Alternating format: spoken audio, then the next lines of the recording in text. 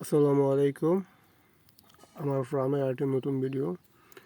তো আজকে এই ভিডিওতে দেখাবো আমি যেই দাম্বো মোজাইক মাছগুলো পালি।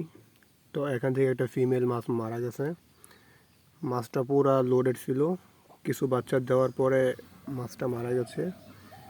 আমি 2-3 দিন সময় দিতে পারি নাই, একটা ঝামেলায় একটু বাইরে ছিলাম। এই কারণে হয়তো এটা যে কোনো একটা মিস্টেকের কারণে মারা গেছে। আর এই জায়গায় বাকিগুলা আছে এখনো।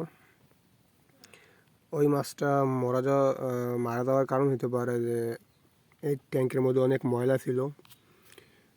আর বাচ্চা দেওয়ার সময় তো মাছ এমনিতেই ক্লান্ত থাকে, আর এই মেলগুলা হয়তো ফিমেলকে অনেক ডিস্টার্ব করছে, যার কারণে এটা দৌড়াদৌড়ি করতে অসুবিধা হয়েছে, এই কারণে মারা গেছে। তো মারা যাওয়ার পর আমি দেখলাম যে কিছু বাচ্চা আছে, বাচ্চাগুলো আমি সংরক্ষণ করছি।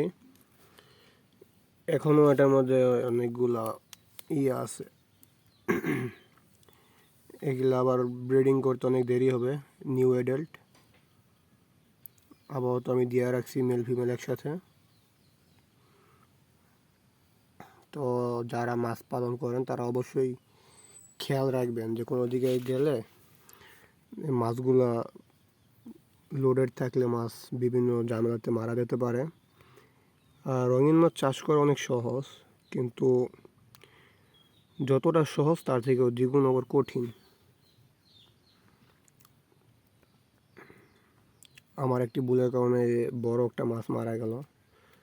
প্রায় এটা থেকে 50-60টা বাচ্চা পেতাম। যে বাচ্চাগুলো পাইছি এগুলো আপনাদেরকে দেখাচ্ছি একটু। এই যে আমি বাচ্চাগুলো সংরক্ষণ করে এই ট্যাঙ্কে নিয়ে এসে পড়ছি। এখন থেকে বাচ্চাগুলো এই ট্যাঙ্কেই থাকবে। এটার মধ্যে আরও কিছু মাছ আছে, এই দাম্বো মোজাইকেরই। আমি মূলত বেটা আর মানে মেল ফিমেল আলাদা করে পালন করি। এটার মধ্যে আছে মেল ফিমেল দুটোই আছে, কিন্তু বড় হলে পরে সরাই ফেলবো। আর এখন এই যে মাছটা মারা গেছে ওইটা থেকে এই বাচ্চাগুলো পাইছি। এই বাচ্চাগুলো দেওয়ার পরে মারা গেছে। আর আমি অবশ্যই ভিডিও স্ক্রিনে দেখাবো যে মাছটা মারা গেছে, যে ওইটা একটা ছবি দিয়ে রাখবো। তো আমার অনেক খারাপ লাগছে যে আমার এত বড় একটা এই ফিমেল মারা গেছে, অনেকগুলো বাচ্চা পেতাম। তো যারা আপনারা মাছ পালেন কোনো দিকে গেলে অবশ্যই মাছের খেয়াল রাখবেন। মাছকে যত্ন না দিলে মাছ বিভিন্নভাবে নষ্ট হয়ে যেতে পারে। তো আজকে আমার ভিডিওটা এতটুকু পর্যন্ত। আমি চেয়েছিলাম যে আপনাদের সাথে শেয়ার করি মাছগুলার কী অবস্থা। আর একটা মাছ মারা গেছে, যে কী কারণে মারা গেল এটা আপনাদেরকে যতটুকু সম্ভব বললাম। তো দেখা হচ্ছে আরেকটা নতুন ভিডিওতে।